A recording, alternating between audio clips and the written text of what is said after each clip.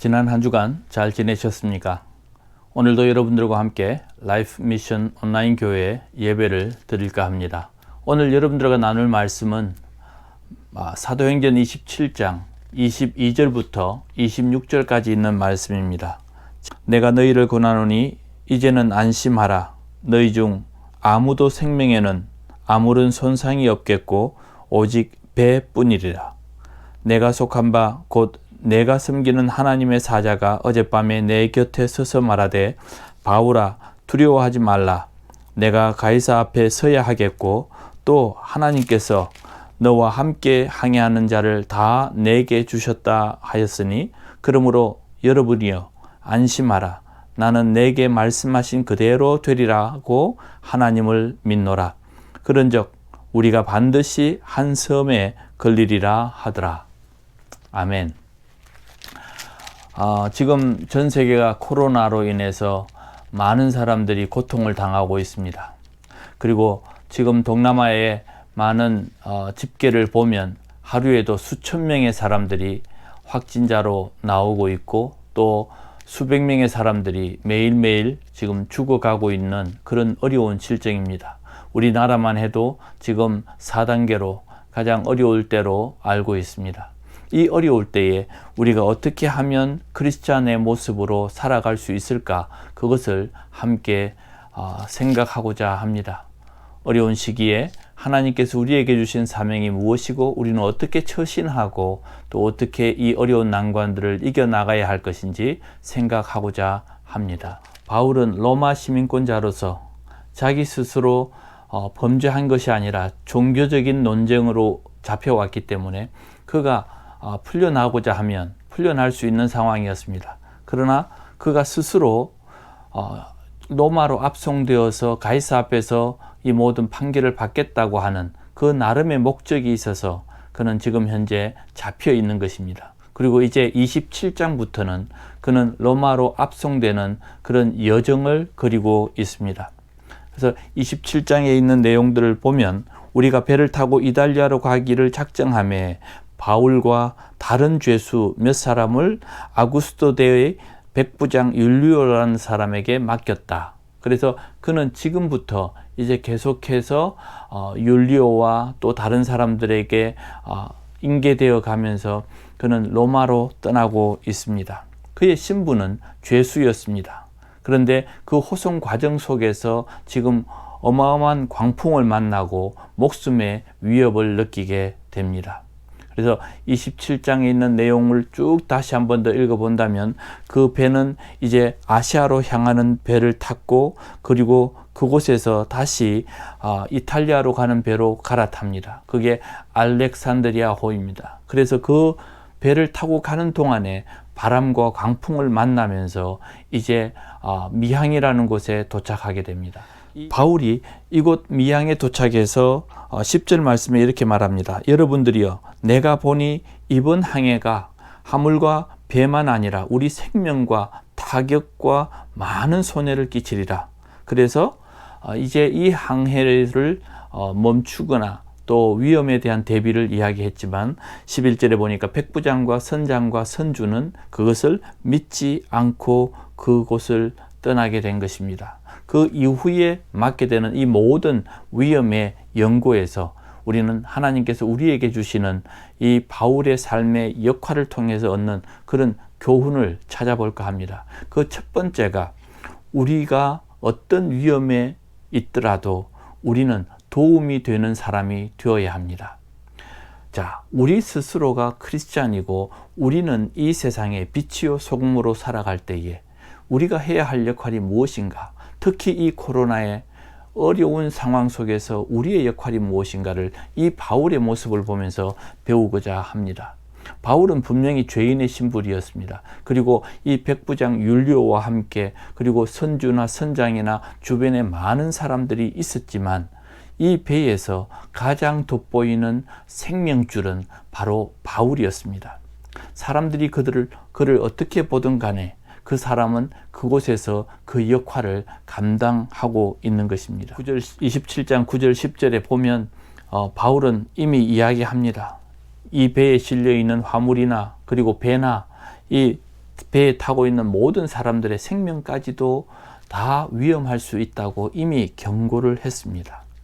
결국 우리 27장 17절에 보니까 이 배는 17절에 보니까 이 배가 스르디스, 여기 보면 모래톱입니다. 이게 배가 낮아가지고 큰 암초 같은 모래톱에 걸려서 움직이지를 못하는 그런 상황에 지금 광풍이 몰려오고 있었습니다.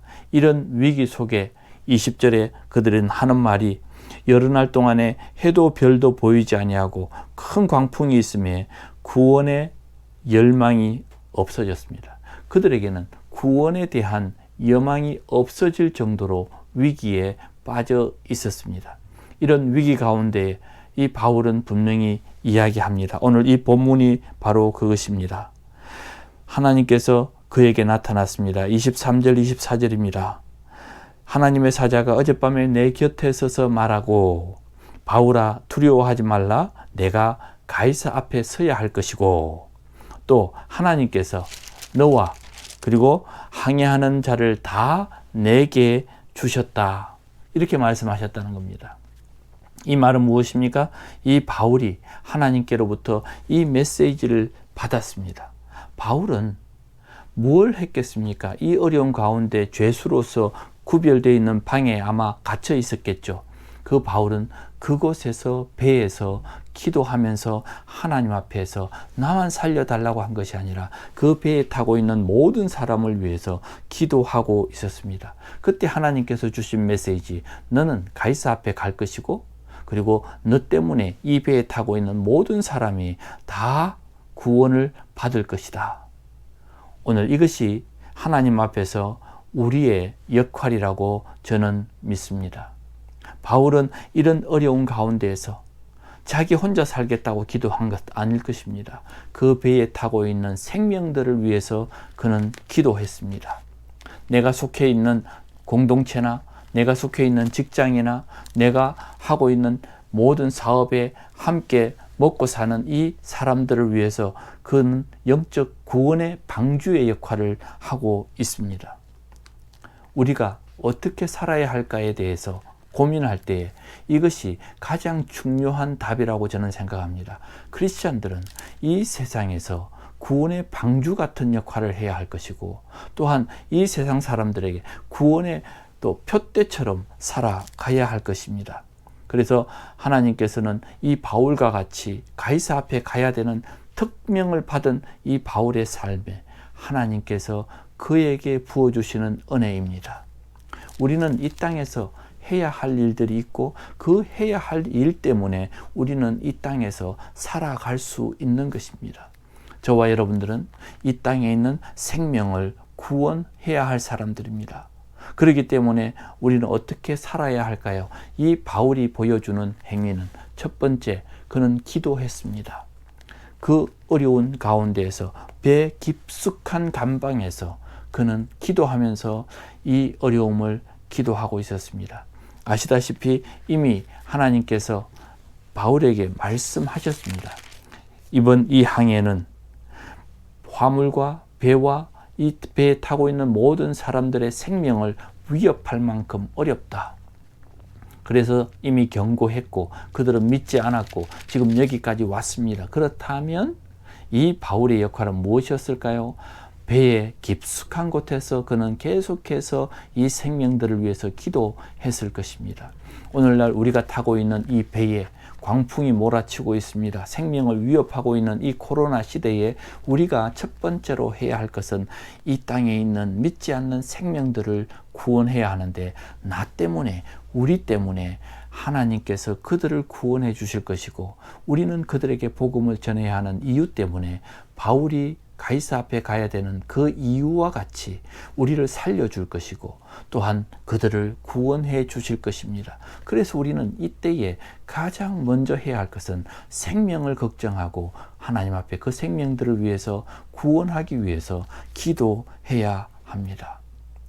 이 미얀마에 그리고 캄보디아에 필리핀에 우리 주변에 가난한 이 나라들이 얼마나 고통을 당하고 있는지 저는 그 소식을 들을 때마다 안타깝습니다. 여러분, 이 주변에 있는 나라들은 아직까지 검사 키트가 제대로 갖추어지지 않아서 그들의 숫자가 아무리 수천 명이라고 하더라도 그들의 검사받은 숫자의 확률로 본다면 미얀마만 해도 50% 검사한 사람들의 50%가 확진자가 나온다고 합니다. 확진을 받았는지 안 받았는지 알 수도 없는 것은 검사할 키트가 없기 때문이라고 말합니다.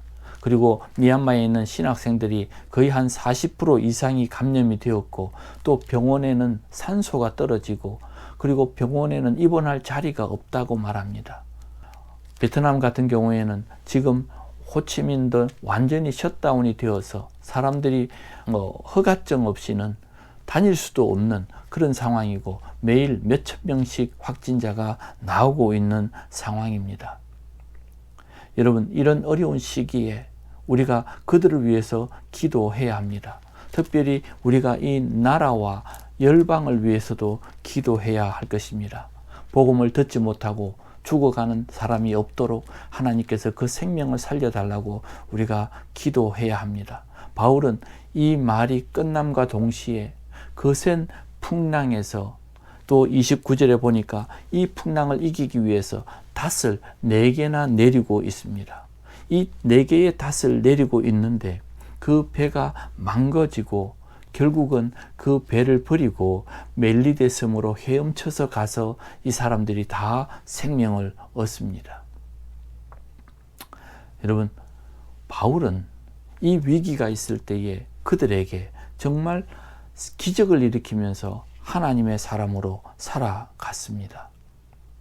그는 죄인의 모습이었고, 갇혀 있었지만 그는 기도로 이 사람들을 살리는 그런 역할들을 감당했습니다.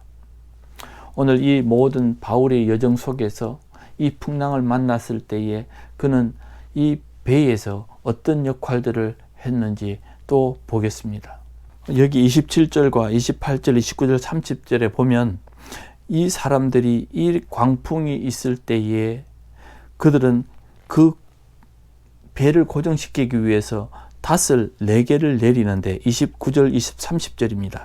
사공들이 도망가기 위해서 요즘 말로 하면 구명정을 내려놓고 있었습니다. 그때 그 모습을 본 바울이 경고하고 있습니다. 31절입니다. 바울이 백부장과 군인들에게 이르되 이 사람들이 배에 있지 아니하면 너희가 구원을 얻지 못하리라. 그 말을 듣고는 군인들이 그 구명정 밧줄을 끊어버리면서 이 바울의 이야기를 듣습니다. 그리고는 바울이 말합니다. 먹을 것을 가져와서 다 같이 하나님 앞에 기도하고 축사하고 그들에게 마음껏 먹으라고, 배불리 먹으라고 이야기합니다. 왜냐하면 33절에 보니까 그들은 14흘 동안에 아무것도 제대로 먹지 못했습니다. 풍랑이 있는 가운데 먹지 못해서 거의 지금 기진하고 있는 상태에서 그들에게 축사하면서 먹을 것을 주고 마음껏 먹고 나머지는 다 버렸습니다. 그리고 배를 포기하고 헤엄쳐서 그 섬까지, 멜리데 섬까지 갔습니다. 여기서 무엇을 볼 수 있습니까? 무엇이 중요한지 믿음의 판단을 내려주어야 합니다. 믿음의 사람들이 해야 할 것은, 특별히 영적 지도자와 교회와 성도들이 해야 할 것은 무엇이 중요한지 믿음의 판단을 내려야 합니다. 바울은 하나님께서 이미 그에게 말씀해 주셨습니다. 이번 항해가 위험하다. 이미 떠났지만 또 하나님 앞에서 기도할 때에 하나님께서 내가 이 배에 있는 모든 사람을 내게 맡기고 너는 로마에 가서 가이사에게 갈 것이다. 이 메시지를 계속해서 기도하고 응답받고 기도하고 응답받으면서 그는 판단을 합니다. 14흘 동안 먹지 못한 그 사람들에게 마지막으로 먹게 하고 남은 밀을 35절, 36절, 37절에 보니까 그들이 176명이 다 먹고 배불리 먹고 그 사람들이 그 밀을 바다에 던져버립니다. 이제 마지막 결단을 내리는 것이죠. 왜 그들은 그동안에 먹지 못했을까요? 살기 위해서 노력했고 배를 지키기 위해서 노력했고 이 배를 지키면 남은 양식들을 어떻게 분배해야지 끝까지 항해를 마칠 수 있을까 걱정하면서 생각한 것입니다. 그러나 중요한 것은 하나님의 메시지를 듣고 그는 결단하고 그 배를 버리려고 합니다. 오늘 26절에 보면 바울은 기도한 것을 그들에게 알려줍니다. 그런즉 우리가 반드시 한 섬에 걸리리라. 바울은 생각했습니다. 하나님의 메시지가 있었습니다. 그 메시지를 듣고 믿음의 판단을 내리고 배를 버리고 그 멜리데 섬까지 모두가 헤엄쳐서 갔습니다. 이 상황이 얼마나 어려웠느냐면 44절에 보면 남은 사람들이 널조각 혹은 배 물건에 의지해서 나아가니 마침내 사람들이 다 상륙하고 구조되더라. 얼마나 어렵게 헤엄쳐서 이 섬에 도달했겠습니까? 여기서 우리가 얻는 것은 정말 중요한 판단을 내려야 합니다. 먹지 못했을 때 먹게 하고 그들이 가지고 있는 물건들도 다 버리게 하고 때로는 마지막 판단으로 이 176명을 살리기 위해서 이 배를 버리라고까지 바울이 판단을 해주고 있습니다. 간혹 우리는 무엇을 먼저 해야 할지 우리가 스스로 판단하고 결정을 내려야 할 때 우리는 어떤 결정을 내리고 있습니다. 사람에게 가장 소중한 것이 무엇입니까? 바로 목숨입니다. 그들은 어떻게 하면 목숨을 유지하고 있을지 잘 몰라서 먹을 것을 먹지 않고 있을 때 바울은 먹게 했고 그들이 끝까지 항해를 마치기 위해서 저장해 두었던 많은 물건들을 버리게 했고 마지막으로는 타고 있던 배까지 버리게 했습니다. 우리에게 무엇이 소중합니까? 생명보다 소중한 것은 없습니다. 교회가 교회 건물을 소중히 여기는데 교회 건물보다 더 소중한 것이 생명입니다. 우리가 우리 안에 있는 프로그램들을 돌릴 때에도 우리가 무엇이 더 소중한가? 생명보다 소중한 것은 없습니다. 우리가 정말 생명을 소중히 여기고 있는지를 한번 생각해 보아야 합니다. 때로는 우리의 어리석음이 생명을 버릴 때가 있습니다. 저는 영화의 신들러 리스트라고 하는 그 영화를 보면서 참 많이 감명을 받았습니다.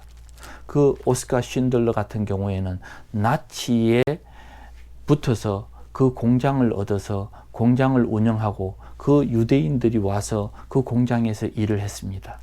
나중에 이 유대인들을 살리기 위해서 자기가 그동안에 이익을 취해왔던 그 모든 것들을 다 내어놓으면서 뇌물을 줘가면서 사람들을 살려냅니다. 그래서 이 쉰들러는 1200명 가까이의 생명을 자기가 가지고 있는 재산을 다 주면서 그들을 뒤로 빼돌렸습니다. 그가 물질을 얻기 위해서 나치와 붙어서 일을 했지만 마지막 순간에 이 유대인을 살리기 위해서 가지고 있던 마지막 자기의 금배지까지도 빼서 주는 그 영화의 장면을 기억하십니까? 그가 생명의 소중함을 알았기에 그 일을 했던 것입니다. 풍랑 속에서 우리가 가지고 있는 물건들이 중요하고 우리가 가지고 있는 빵이 중요했지만 생명 앞에서는 아무 소용이 없다는 것을 우리에게 가르쳐 주고 있습니다. 그래서 우리는 우리 앞에 닥친 상황들을 잘 판단해야 합니다. 생명이 가장 소중합니다. 그래서 우리 주변을 돌아보면서 사람을 살리는 일을 우선으로 할 줄 알아야 되는데 정말 이 배를 버리고 떠난 것처럼 이 가지고 있던 빵을 버린 것처럼 때로는 우리가 버려야 할 것들이 있다 하는 것도 알아야죠. 정말 이 마지막 때에 하나님께서 우리에게 주시는 이 메시지 중에 생명보다 귀중한 것이 없고 우리의 마지막 판단이 하나님 앞에 기도함으로 하나님이 주시는 그 메시지를 품고 판단해야 하는 것입니다. 마지막으로는 여러분, 이 바울은 어떻게 해서 살 수 있었을까요?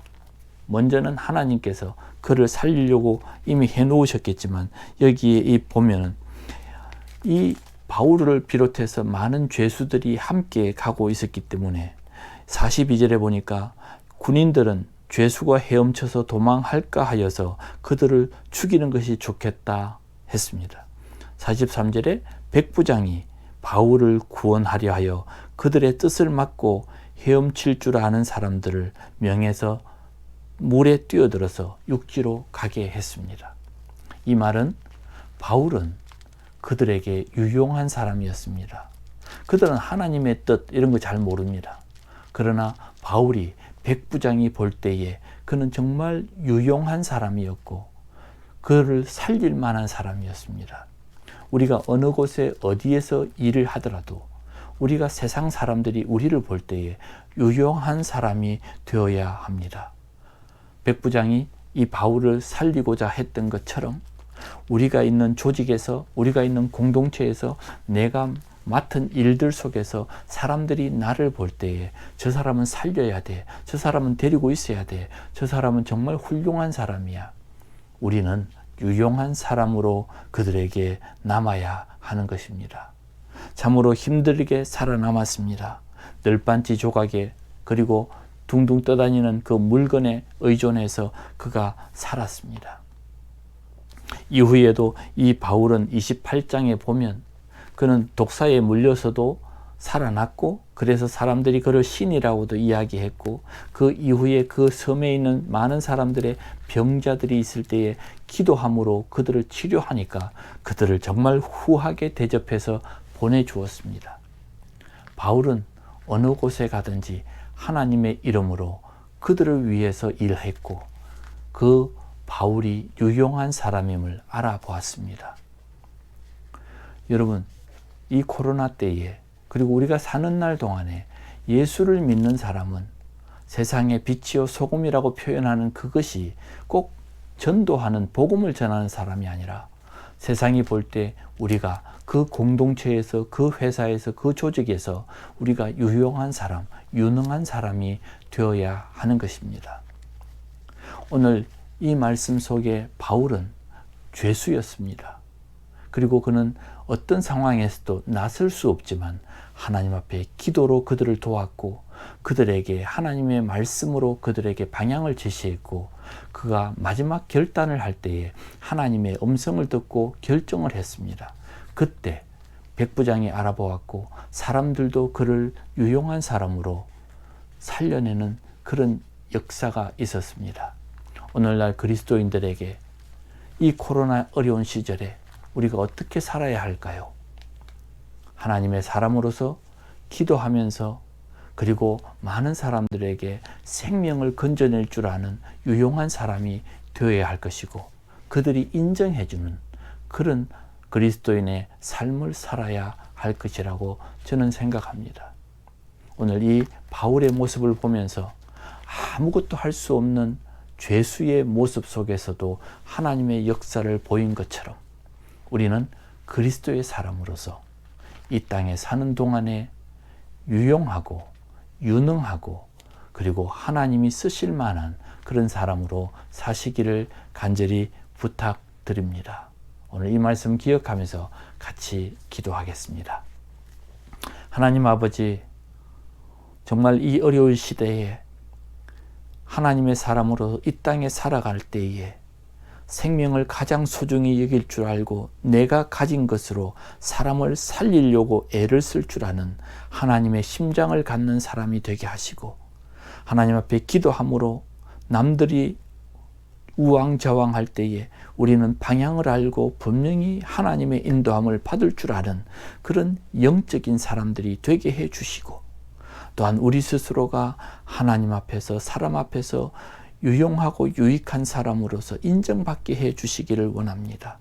지금도 캄보디아와 베트남과 그리고 미얀마와 필리핀과 주변에 있는 많은 사람들이 죽어가고 있고 고통당하고 있습니다.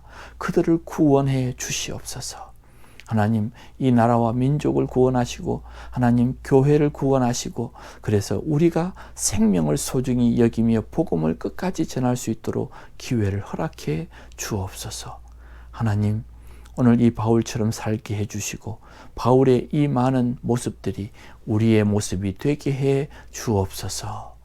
이 모든 말씀을 예수님의 이름으로 기도하오며, 이제는 우리 주 예수 그리스도의 은혜와 하나님 아버지의 사랑하심과 성령님의 인도하심이 믿음대로 살 때에 하나님 앞에서 목적을 갖고 온전히 살아갈 줄 아는 그리스도의 사람이 되기를 작정하는 모든 이들 위해 이제로부터 영원토록 함께 계실지어다. 아멘.